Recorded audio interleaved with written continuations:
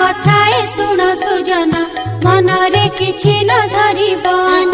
कथाए मनरे पड़िला मोर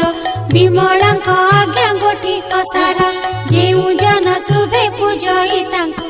अभय वर दियंती ताहाकु चंपावती नामे कईपुर कहीं अछि एक सुंदीर घर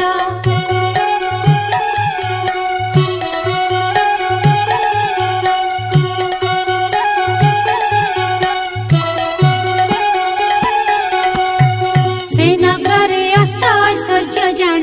बहुत आय होई तहि धन से राजे नारी ओषा करंती बुद्धि बा मन